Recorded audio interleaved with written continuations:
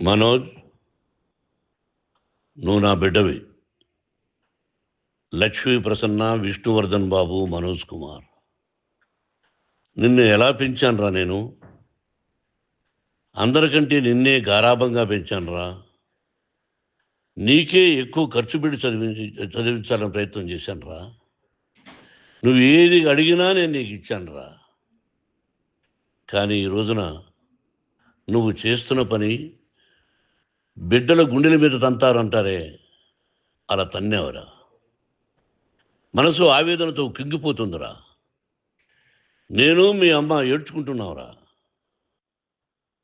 Journalism ఉన్నది లేనిది, లేనిది ఉన్నట్టు రాస్తున్నారా.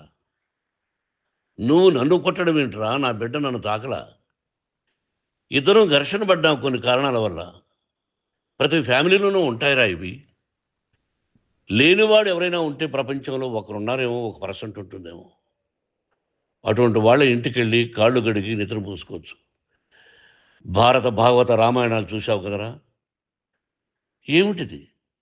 మీ అమ్మ ఎంత కుమిలిపోతుంది ఈ రోజున హాస్పిటల్ చేరింది.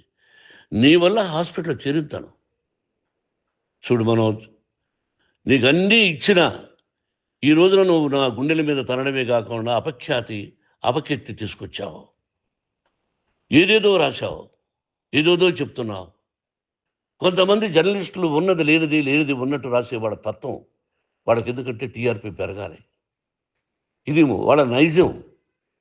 మనం మార్చలేము. వాళ్ళందరి మీద మన కోర్టుకు వెళ్ళలేము. వాక్ స్వాతంత్రం అంటారు, ప్రజాస్వామ్యం అంటారు. ప్రజాస్వామ్యంలో కూడా కొన్ని హద్దులు ఉన్నాయి. ఇది నీకు తెలుసు అనుకున్నా. ఎంత మంచి నటుడివి నువ్వు. నీ భార్య మాటలు విని తాగుడుకు అలవాటు పడిపోయావు.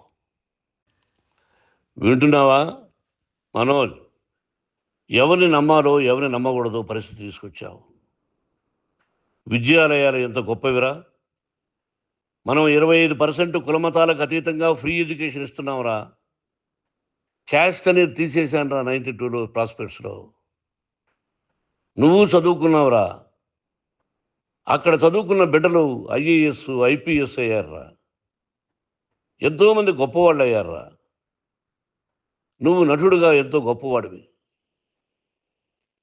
తాగుడికి అలవాడబడి నువ్వు నీ భార్య ఇంట్లో బిహేవ్ చేస్తున్న విధానం ఆ భగవంతుడు సర్వేశ్వరుడు తెలుసు. భగవంతుడు చూస్తున్నాడు రా. నేను తప్పు చేసినా, నువ్వు తప్పు చేసినా, ఎవరు తప్పు చేసినా. ఎంత అవకాశం ఇచ్చావు మాట్లాడుకునేదానికి అందరికీ.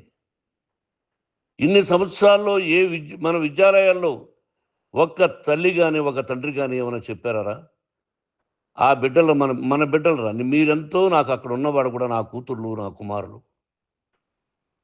ఎంతమందికి ఫ్రీ ఎడ్యుకేషన్ ఇస్తున్నావు.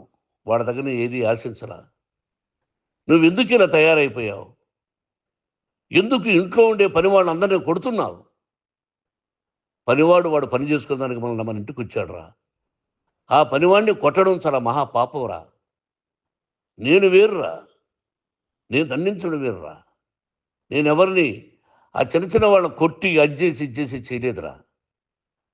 సినిమా ఇండస్ట్రీలో మోహన్ బాబు కొడతాడు, తిడతాడు అంటే అది షూటింగ్లో జరిగి ఉండొచ్చేమో. కానీ ఇంట్లో ఉండి 10 సంవత్సరాల నుంచి 20 సంవత్సరాల నుంచి పనివాళ్ళు ఉన్నారు. నేను ఇంట్లో లేని సమయంలో వాళ్ళందరినీ కొట్టి వాళ్ళ ఫోన్ లాక్కొని ఒకడైతే చచ్చిపోవాలి. వాడు పోలీస్ కంప్లైంట్ ఇచ్చి ఉండొచ్చు. నేను వద్దు అని వాడిని బతిమాలాడు. పోలీస్ కంప్లైంట్ కూడా ఇవ్వలా. ఇంకైనా నువ్వు నీ భార్య మారి బయట ఉండండి రా అన్నాను నేను. లేదు డాడీ, తప్పు చేయలేని ఒకసారి వచ్చావు, మళ్ళీ తప్పు చేశావు, మళ్ళీ వెళ్ళావు, మళ్ళీ ఈసారి తప్పు చేయనన్నావు. ఏమండి వీడు తప్పు చేయడం అని మీ అమ్మ చెప్పింది. ఇంట్లో పెట్టుకున్నా. మళ్ళీ నువ్వు చేస్తున్నది, ప్రతిరోజు నువ్వు తాగుతున్న విధానం నీకే తెలుసు. ఇది ప్రజలు నమ్ముతారా లేదా అనవసరం నాకు. నేను నీకు చెప్తున్నా, ఇంతటితో ఫుల్ స్టాప్ పెట్టాలి. 3 రోజుల నుంచి రకరకాలుగా రాస్తున్నప్పుడు నా మనసు ఆవేదనతో ఉంది. మళ్ళీ చెప్తున్నా, Mohan Babu university is greater than temples. Greater than temples. బిడ్డలను కాలేజీలో చేర్చుకునే ముందు చెప్తారు, అన్నయ్య ఎంత ఉంది యూనివర్సిటీ రూల్స్, ఇది మా పద్ధతి, మీకు ఇష్టమైతే చేర్చండి. గవర్నమెంట్ బిడ్డలను గవర్నమెంట్ ఏమి ఇస్తుందో ఇంత పర్సంటేజీ వాళ్ళకు కూడా మీ దగ్గర ఎందుకు డబ్బు తీసుకుంటున్నామంటే దానికి అర్థం పరమార్థం చెప్పాము. దొంగతనంగా తీసుకోలేదు. ప్రతిదానికి చెక్కులు ఉన్నాయి. అది అకౌంట్ ఉంది. దానిలో తప్పులు జరిగితే డిపార్ట్మెంట్ ఉంది. కాలేజీలో ఇంకేదైనా తప్పు జరిగితే గవర్నమెంట్ ఉంది.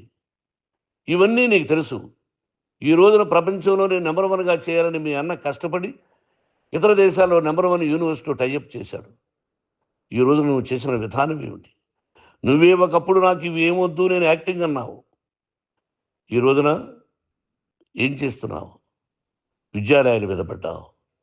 తల్లిదండ్రులు చాలా గొప్పవాళ్ళురా.